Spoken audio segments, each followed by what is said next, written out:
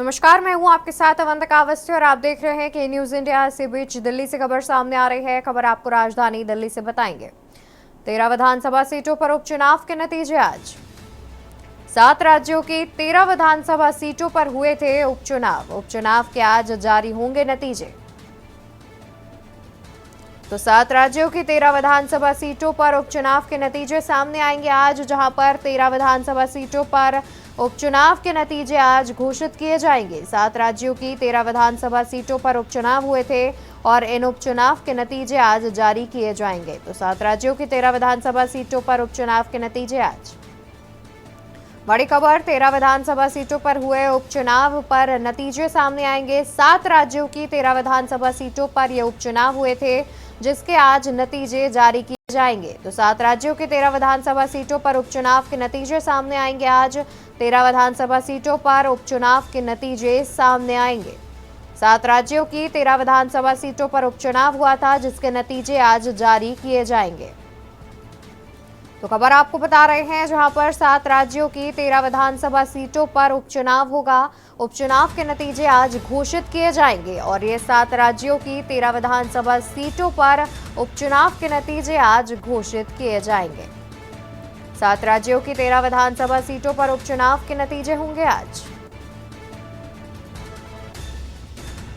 7 राज्यों की 13 विधानसभा सीटों पर हुए थे उपचुनाव। उपचुनाव के आज जारी किए जाएंगे नतीजे। तो उपचुनाव के नतीजे आज सामने आएंगे। बड़ी खबर हम आपको बता रहे हैं और ज्यादा जानकारी के लिए हमारे साथ विशेष संवाददाता अखिलेश सिंह जुड़े हुए हैं। अखिलेश जी, 7 राज्यों की 13 विधानसभा सीटों पर उपचुनाव हुआ था, जिनके आज नतीजे सामने आ रहे हैं। क्या कुछ जानकारी है इस पर? देश के राज्यों के 13 विधानसभा सीटों को जो उपचुनाव हुआ था, आज उसकी मतगणना अब शुरू हो गई है। मतगणना से पहले काउंटिंग के लिए सारी व्यवस्थाएं चुनाव आयोग से कर ली गई थी। इसमें से 7 राज्यों की जो 13 सीटों पर उपचुनाव हुए थे, उनकी मतगणना शुरू होते ही अब ये देखना होगा कि सत्ता पक्ष और विपक्ष यानी इंडिया गठबंधन और एनडीए गठबंधन दोनों की निगाहें अब टिकी हैं कि काउंटिंग शुरू होते ही बढ़त किसको मिलेगी। और इसके बाद जो आगामी 4 राज्यों के जो चुनाव होने वाले हैं, खासकर इसमें 3 जो राज्यों के विधानसभा चुनाव होने वाले हैं, उनके तौर पर भी देखा जाएगा कि 7 राज्यों के 13 विधानसभा सीटों पर जो उपचुनाव हुए, उनकी काउंटिंग में किसका आज पलड़ा भारी रहेगा, उसको लेकर आगे की भी रणनीति पार्टियां तय करेंगे। फिलहाल मतगणना शुरू हो गई है। कुछ देर बाद रुझान आना शुरू हो जाएंगे। इंडिया और एनडीए गठबंधन में किसको बढ़त मिलेगी और इससे आगे की राजनीतिक रणनीति दोनों पार्टियां, दोनों गठबंधन कैसे तय करेंगे, ये भी देखना होगा। बिल्कुल, और साथ ही अखिलेश जी, ये भी देखा जाए तो कई ऐसे राज्य हैं जिनमें कुछ समय में विधानसभा चुनाव भी होने हैं। तो जिस हिसाब से फिलहाल अभी विधानसभा सीटों में जो उपचुनाव हुए हैं, उनके नतीजे सामने आएंगे, तो इससे कहीं ना कहीं ये भी क्लियर होता समझ आएगा कि फिलहाल एनडीए या इंडिया का जादू कितना चल रहा है।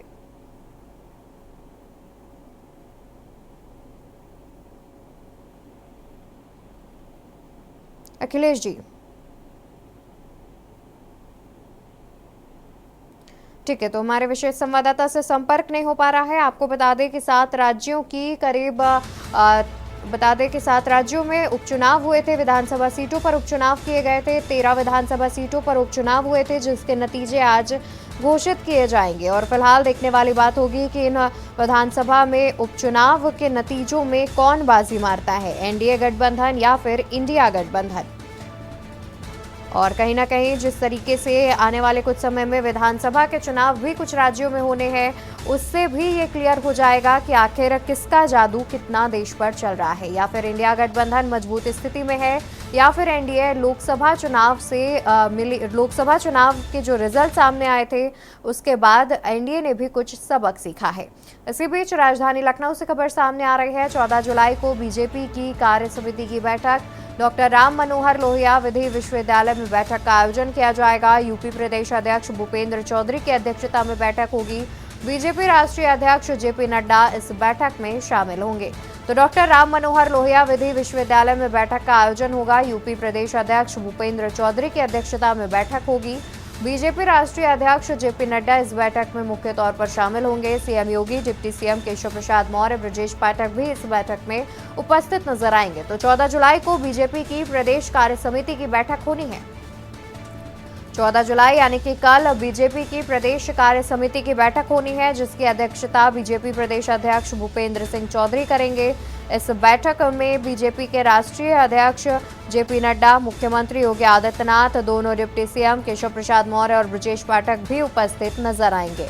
आपको बता दें कि 14 जुलाई को बीजेपी की कार्य समिति की बैठक का आयोजन किया जाना है। डॉक्टर राम मनोहर लोहिया विश्वविद्यालय में बैठक का आयोजन किया जाएगा। तो डॉक्टर राम मनोहर लोहिया विश्वविद्यालय में बैठक का आयोजन किया जाएगा। बीजेपी प्रदेश कार्य समिति की बैठक होनी है, जिसमें मुख्य तौर पर बीजेपी के राष्ट्रीय अध्यक्ष जेपी नड्डा और मुख्यमंत्री योगी आदित्यनाथ और दोनों डिप्टी सीएम और बीजेपी के यूपी प्रदेश अध्यक्ष भूपेंद्र सिंह चौधरी उपस्थित रहेंगे। तो एक बड़ी खबर आपको बता रहे हैं, बीजेपी प्रदेश अध्यक्ष इस बैठक की अध्यक्षता करते हुए नजर आएंगे।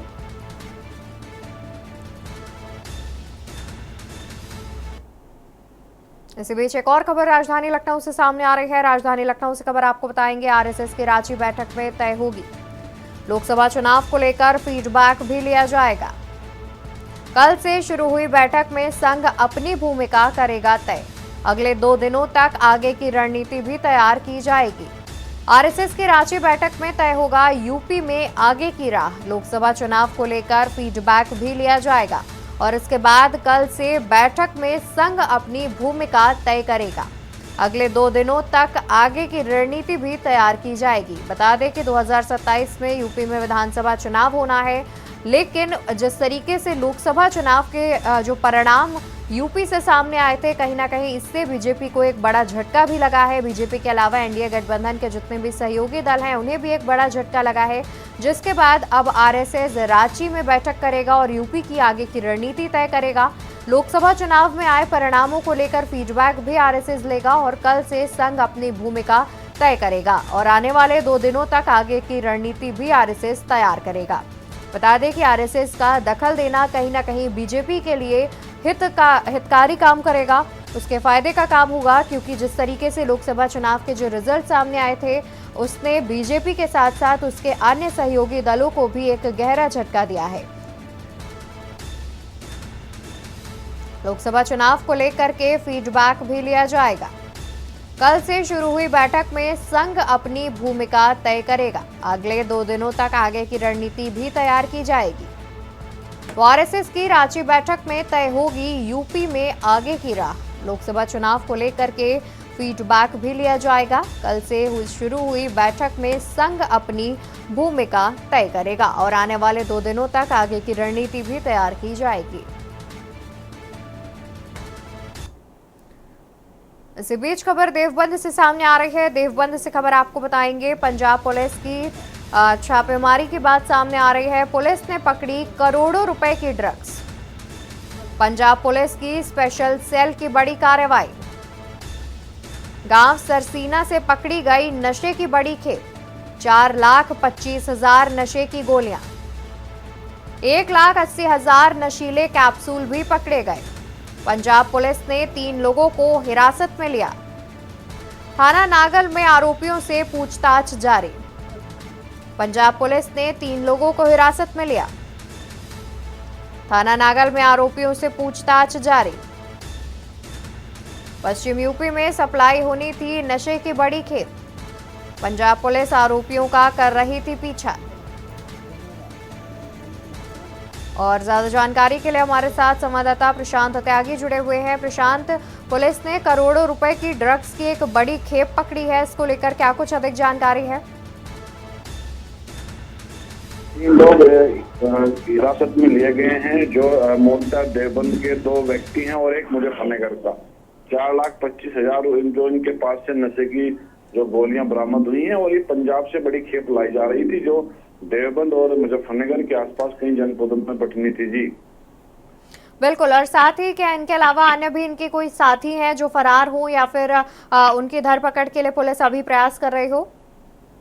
जी बिल्कुल, बिल्कुल जिस तरीके से पश्चिम उत्तर प्रदेश में एक नशे का बड़ा नेक्सस एक ये खड़ा हुआ है, उसको लेकर पंजाब पुलिस को इनपुट मिला था और जो इनके साथी हैं उनकी भी तलाश की जा रही है कि कितने लोग इस गैंग से जुड़े हुए जी। बिल्कुल, बहुत शुक्रिया प्रशांत आपका ज्यादा जानकारी दर्शकों तक पहुंचाने के लिए। तो आपको बता दें कि पंजाब पुलिस ने एक गिरफ्तारी की है, जहां पर नशे की एक बड़ी खेप भी पंजाब पुलिस ने पकड़ी है। 1,80,000 नशीले कैप्सूल पकड़े गए हैं, इस तरीके की जानकारी मिल रही है। और इसके अलावा 3 लोगों को पंजाब पुलिस ने हिरासत में भी लिया है और इन आरोपियों से पूछताछ चल रही है। इसके अलावा क्या इनपुट निकलकर सामने आता है, उस पर भी कार्रवाई की जाएगी।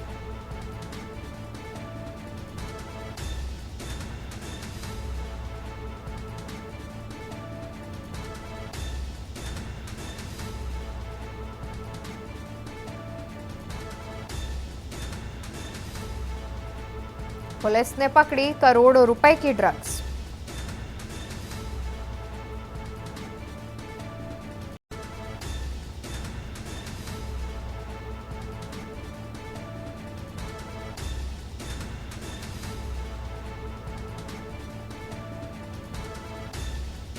पंजाब पुलिस ने 3 लोगों को हिरासत में लिया। थाना नागल में आरोपियों से पूछताछ भी की जा रही है।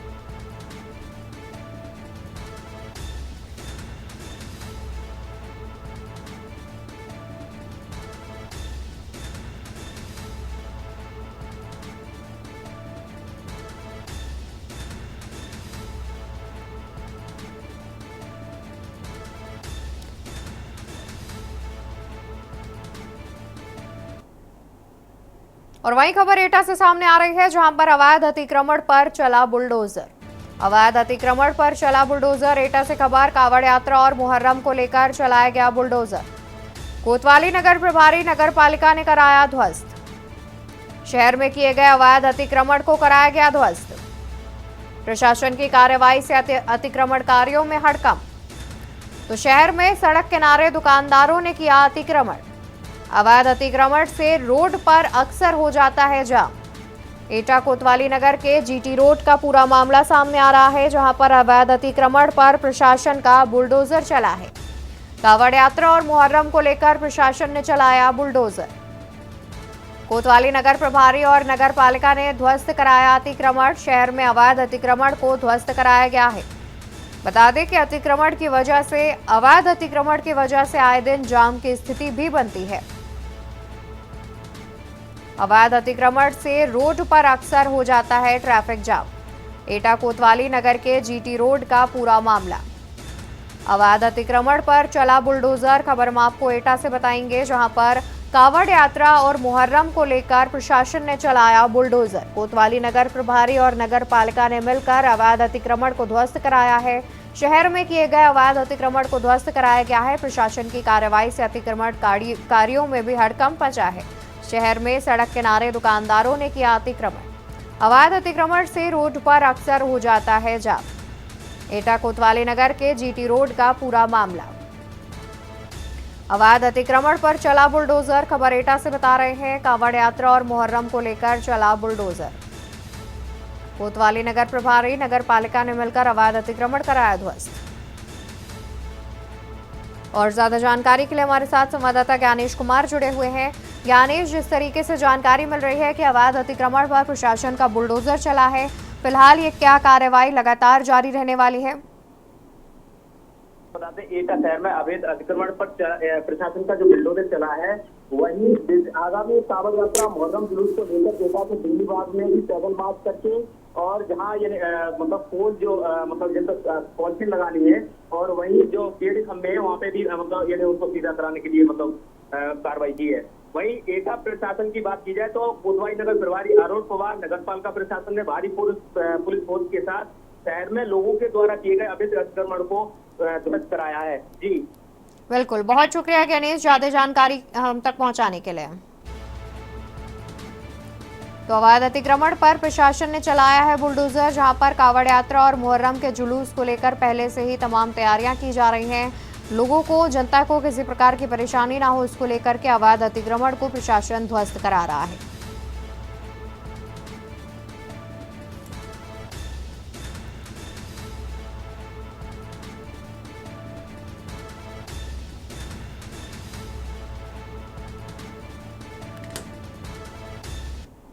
तो वहीं खबर प्रयागराज से, जहां पर इलाहाबाद हाईकोर्ट बार एसोसिएशन की हड़ताल स्थगित। इलाहाबाद हाईकोर्ट बार एसोसिएशन की हड़ताल स्थगित। चीफ जस्टिस के आश्वासन के बाद हड़ताल हुई स्थगित।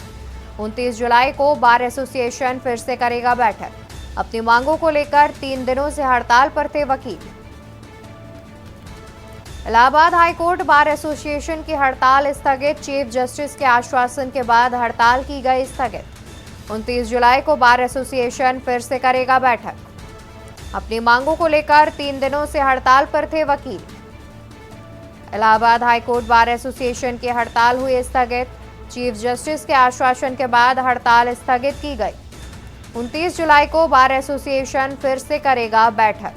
अपनी मांगों को लेकर 3 दिनों से हड़ताल पर थे वकील। इलाहाबाद हाईकोर्ट बार एसोसिएशन की हड़ताल हुई स्थगित। चीफ जस्टिस के आश्वासन के बाद हड़ताल स्थगित की गई है। बता दें कि 29 जुलाई को एक बार फिर से एसोसिएशन हड़ताल करेगा और अपनी मांगों को लेकर पिछले 3 दिनों से वकील हड़ताल पर थे। ज्यादा जानकारी के लिए प्रयागराज से संवाददाता विनय मिश्रा जुड़े हैं। विनय, जिस तरीके से जानकारी मिल रही है कि लगातार हड़ताल कर रहे जो वकील हैं उन्होंने अपनी हड़ताल स्थगित कर दी है, लेकिन अपनी मांगों को लेकर वो 29 जुलाई को दोबारा से हड़ताल कर सकते हैं। जी, आपको बता दें कि अपनी मांगों को लेकर इलाहाबाद हाईकोर्ट में अधिवक्ता 3 दिनों से हड़ताल पर थे और हम बता दें कि चीफ जस्टिस के आश्वासन के बाद हड़ताल को स्थगित कर दिया गया है। इलाहाबाद हाईकोर्ट बार एसोसिएशन की हड़ताल स्थगित कर दी गई है। हम आपको बता दें कि 29 जुलाई को बार एसोसिएशन फिर से बैठक करेगा। जी बिल्कुल, बहुत शुक्रिया आपका ज्यादा जानकारी दर्शकों तक पहुंचाने के लिए। तो 29 जुलाई को एक बार फिर से अपनी मांगों को लेकर हड़ताल करेगा बार एसोसिएशन।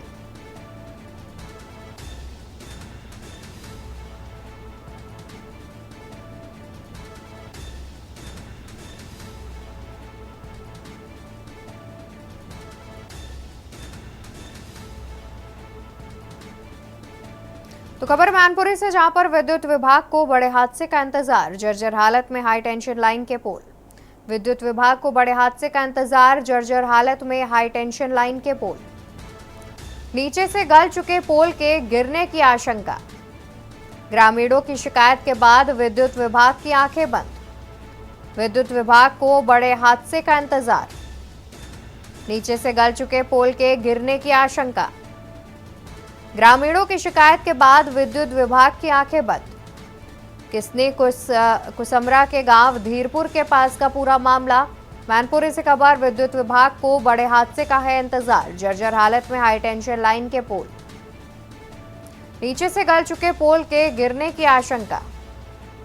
ग्रामीणों की शिकायत के बाद विद्युत विभाग की आंखें बंद। विद्युत विभाग एक बड़े हादसे का इंतजार कर रहा है, जहां पर हाई टेंशन लाइन के पोल नीचे से गल चुके हैं और उनके बस गिरने की ही आशंका रह चुकी है। ग्रामीणों की शिकायत के बावजूद भी अभी तक कोई सुनवाई नहीं हुई है।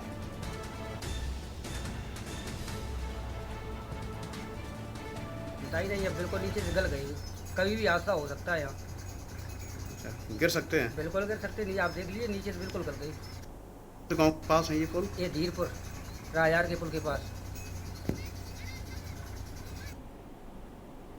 और ज्यादा जानकारी के लिए मैनपुरी से संवाददाता चंद्रजीत सिंह जुड़े हुए हैं। चंद्रजीत, जैसे जानकारी मिल रही है कि जो पोल हैं वो नीचे से गल चुके हैं, लेकिन अभी तक विद्युत विभाग ने इस पर कोई एक्शन नहीं लिया है। जी देखिए, आपको बता दें, पूरा मामला किसनी कुसमरा के भगतपुर फीडर के गांव के धीरपुर गांव के पास का मामला है। ये जो विद्युत पोल दो लगे हुए हैं, इस पे सबसे अहम बात यह है कि इस दोनों पोल विरासू हालत में है और विद्युत विभाग इस लगातार हादसे का इंतजार कर रहा है। वहीं आपको बता दें, ये जो रोड से जो पोल लगा है इसके बीच से एक सड़क निकल रही है, उस पर 11,000 लाइन की है, लेकिन विभाग द्वारा कोई गाइड नीचे से जो गाइड लगा। ग्रामीणों का क्या कहना है चंद्रजीत? उन्होंने इस बात की शिकायत की है, ऐसी जानकारी तो मिल रही है, लेकिन क्या वो बाकी अन्य जो उच्च अधिकारी हैं उनके पास गए थे अपनी शिकायत को लेकर के? जी बिल्कुल, ग्रामीणों का कहना है कि विद्युत विभाग को कई बार लिखित और मौखिक भी दिया गया है, लेकिन विभाग अनसुनी कर रहा है, लगातार अनसुनी कर रहा है। ग्रामीण एक से नहीं कई बार शिकायत भी जो फीडर है, फीडर पे भी करा चुके हैं, और अधिकारियों को भी लिखित रूप से बिल्कुल, यानी कि देखा जाए तो फिलहाल ग्रामीणों की भी अभी सुनवाई नहीं हो रही है, तो जाहिर तौर पर कहीं ना कहीं हादसे का इंतजार हो रहा है। बहुत शुक्रिया चंद्रजीत, ज्यादा जानकारी दर्शकों तक पहुंचाने के लिए। और फिलहाल के लिए खबरों में इतना ही। आप देखते रहिए के न्यूज इंडिया। नमस्कार। आप देख रहे हैं के न्यूज, खबरों का सारथी।